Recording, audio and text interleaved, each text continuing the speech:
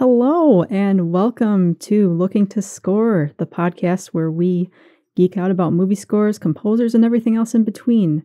I'm Brianne Brennan, and joining me today is someone who wouldn't even harm a fly, Brett Blake. How are you? I'm fantastic. Thank you for having me. Of course. So we're coming to you with a bonus episode for Halloween, and we wanted to talk about Halloween deep cuts because, let's face it, you know your Exorcist, you know your John Carpenter's Halloween, you know Psycho, but we wanted to bring you some things that you might not be that familiar with and a few things that we like.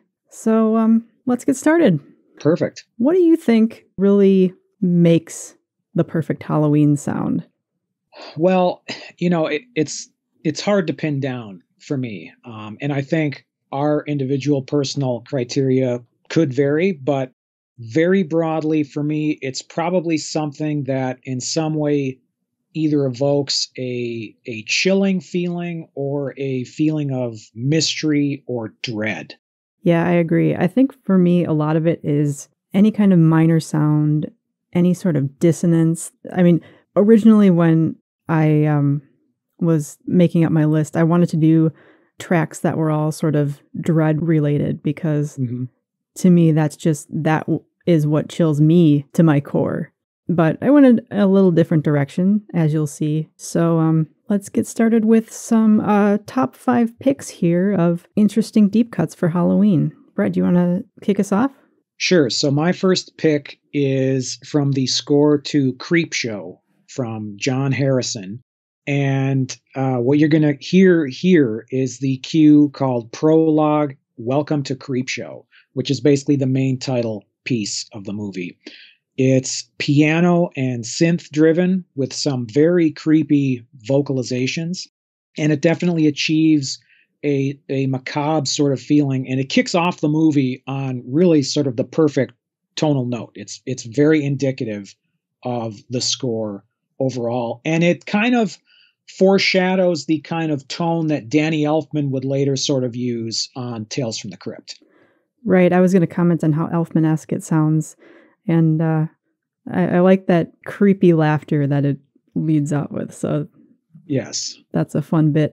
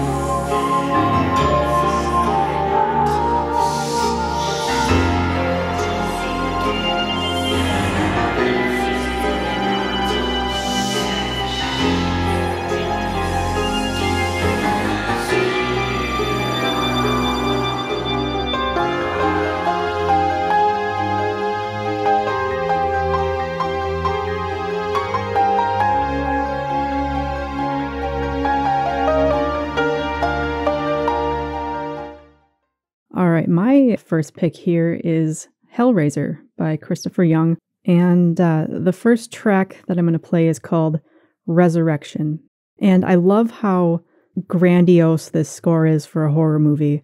It's equal parts magnificent and frightening, and I think next to the makeup and creature effects in the film, it's probably the best thing about it.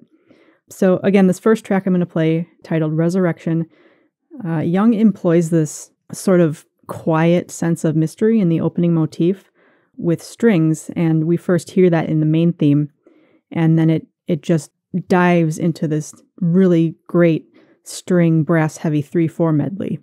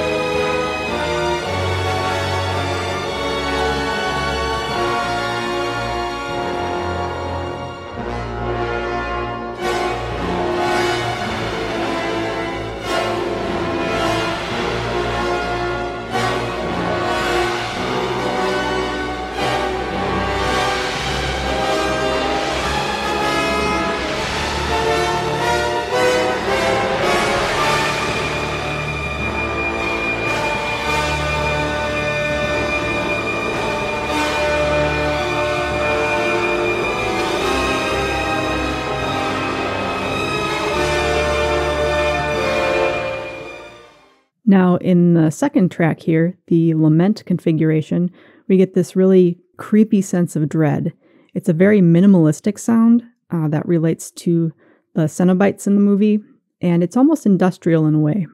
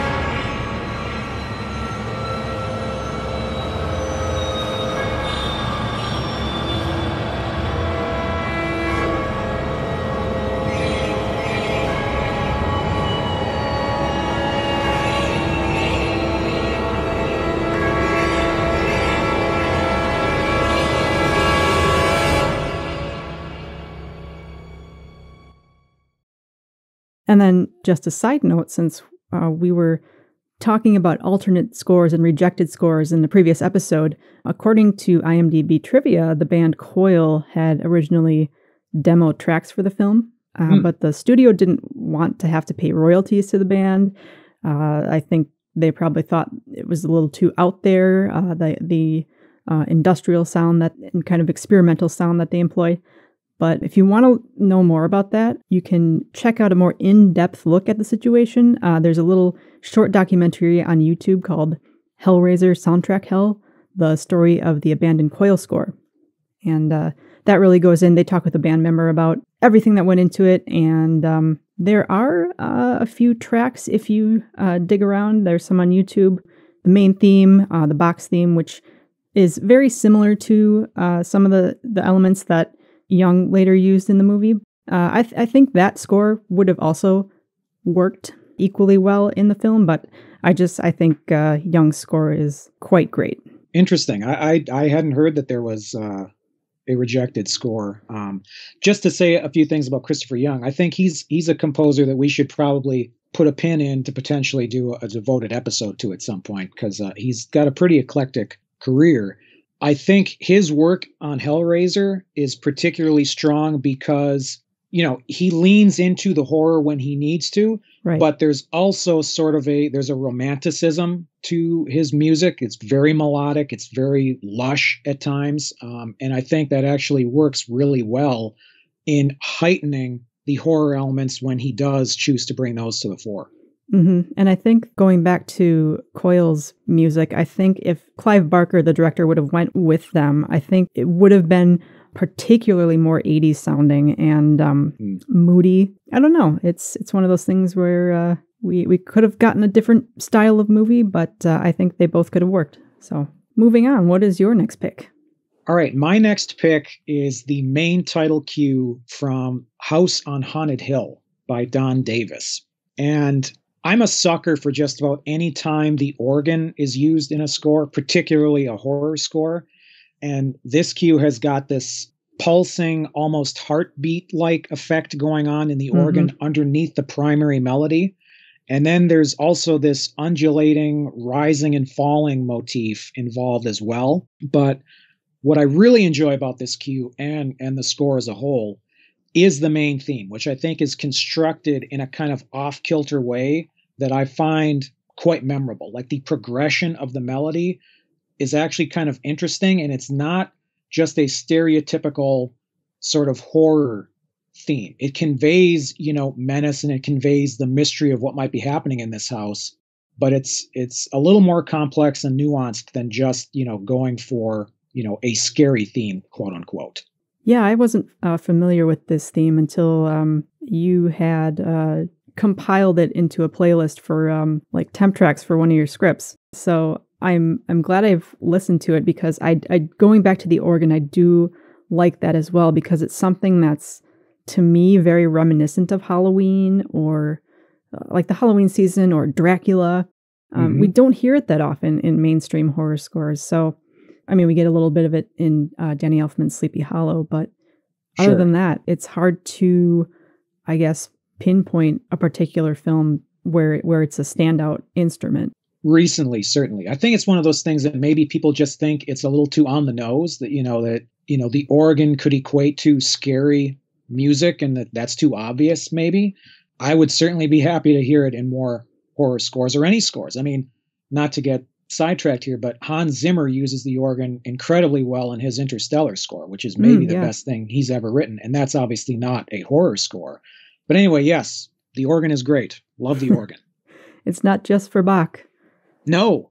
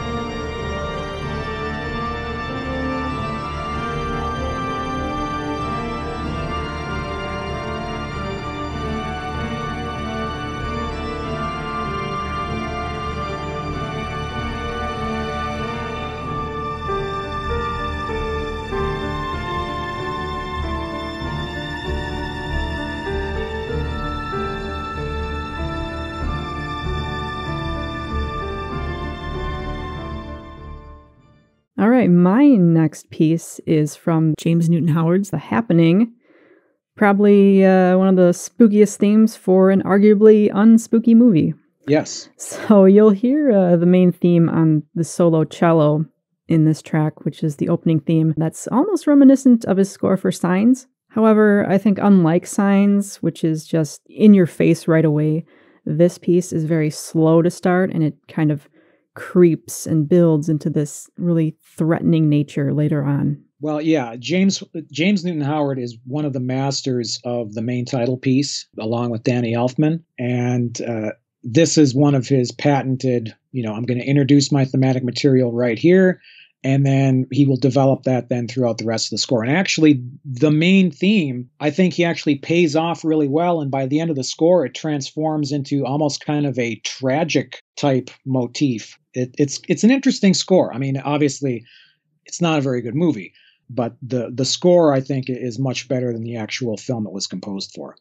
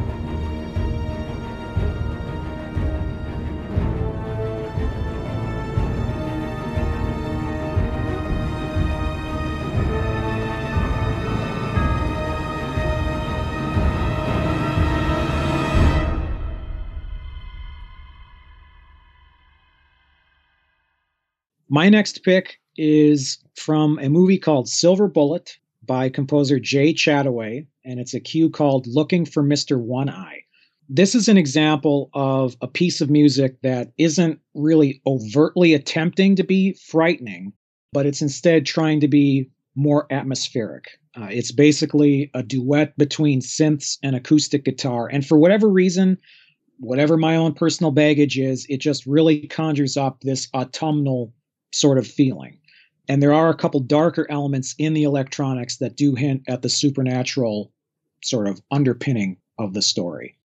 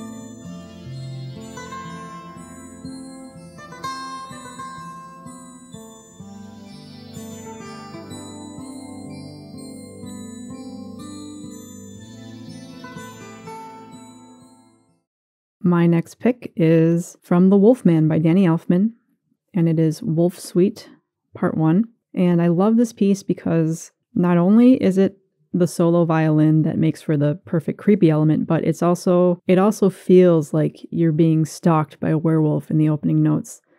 And the strings are first used as this creeping effect, but then it's really the solo theme that's kind of darkly romantic and atmospheric in a way.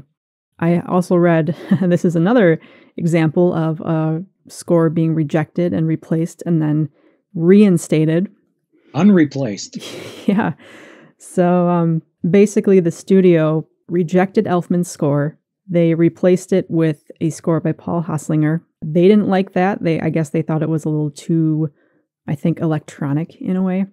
But they brought Elfman's score back in, and the rest is history.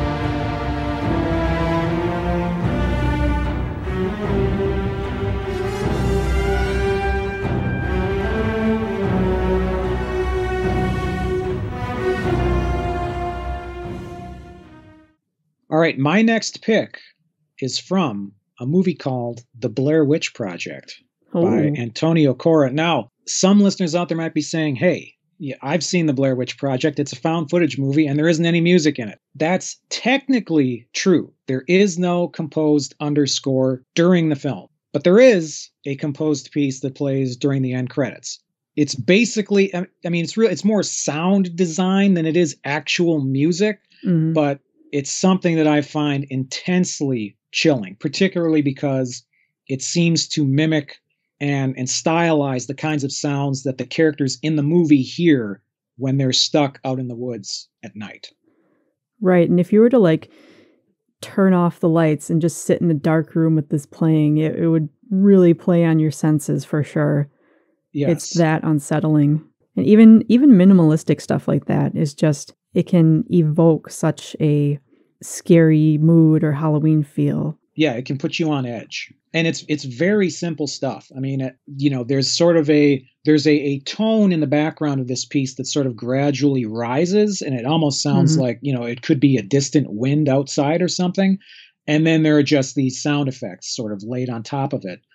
It works very, very well. And it's sort of the perfect way to leave the theater hearing this after what you've just experienced watching the movie.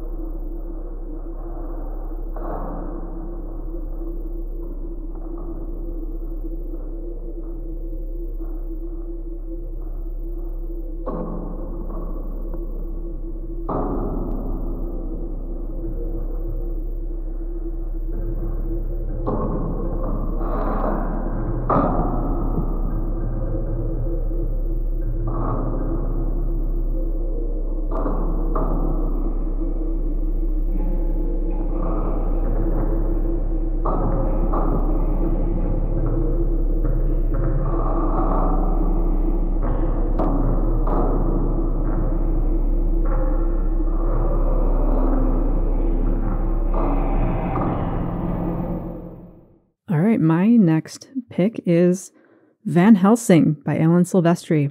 Now, I chose two cues for this score. The first is Transylvania, 1887, which is the opening, and it's just unabashedly dark, pounding and threatening, and it just creates this perfect atmosphere for what you'd expect Transylvania to embody in a Halloween monster movie.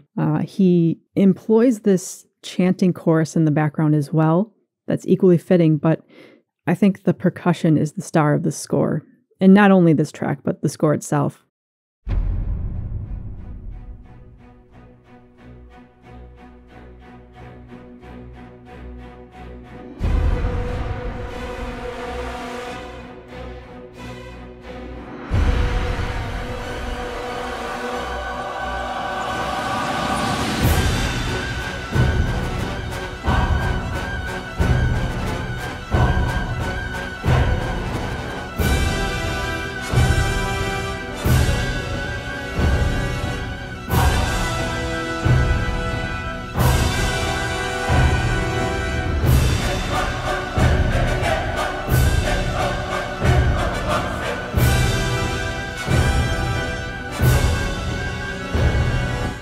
Now, with the cue All Hallows Eve Ball, we get a totally unique waltz piece that I wish we could have gotten more of in the score, but I love the minor key that it's composed in, and we get this back and forth with string and woodwinds until the climax, and then we get this really dark choral music just blasting in again, and Silvestri just goes all out with the percussion here. This is a great score. This is one of my favorite Silvestri scores. If we ever do a Silvestri episode, I'll definitely talk more about it there. Suffice to say, it's another one of these cases where it's a score that is much better than the actual movie. Yep.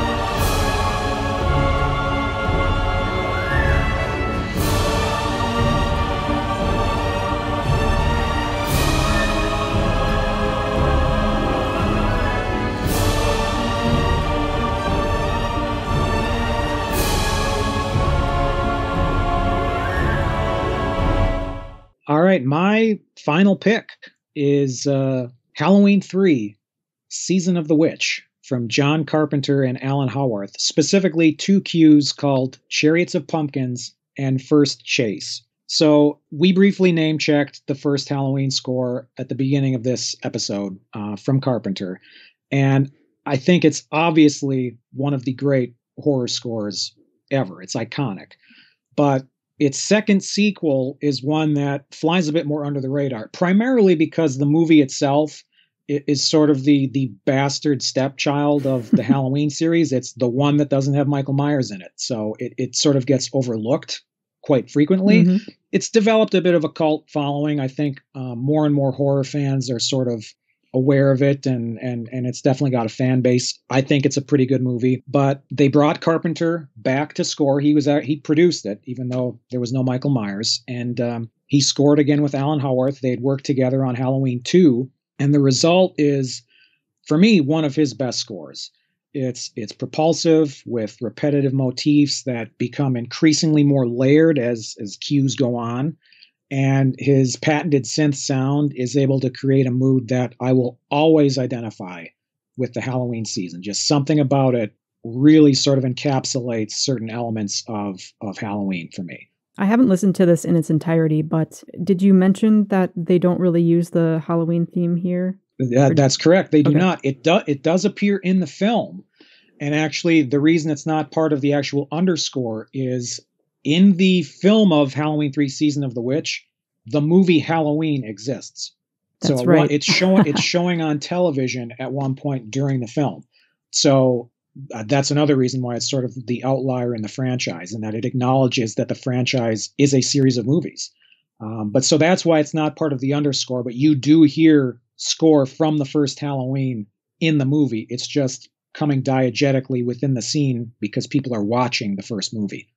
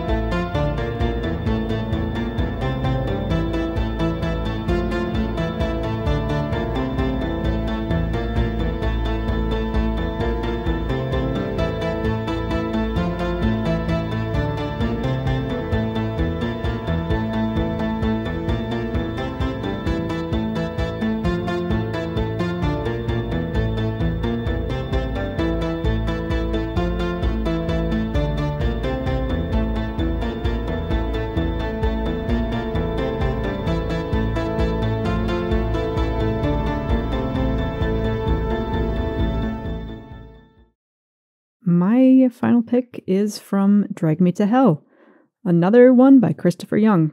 He's back. He's back. Oh no. Side note, he has done quite a bit of horror scores, but Yes. this one in particular I like because it just feels like a wild ride in the opening track. There's this driving tempo that just propels you right in, and then we get this lovely little solo violin that brings in the main theme. So it's another one of those that's very dissonant, very evocative of spooky season. So here is the main theme from Dragging Me to Hell.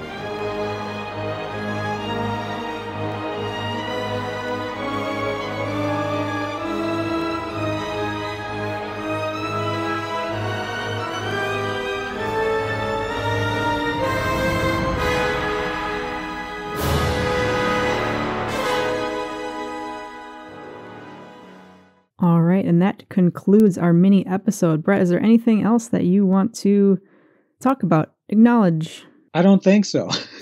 I think we've said it all. Although I will say, we could do many more episodes on this because, as I was making a short list, it became a long list. I mean, I've got, I have 30 more tracks that I could have pulled from various movies. So perhaps this is a subject that we can revisit in the future. Right, and I was actually going to go with tracks to movies that aren't horror movies or Halloween movies per se. So that might even be a subject for another episode as well. Definitely. So thank you all for listening. We hope you have a wonderful Halloween, and we will see you next episode. Later. Good night.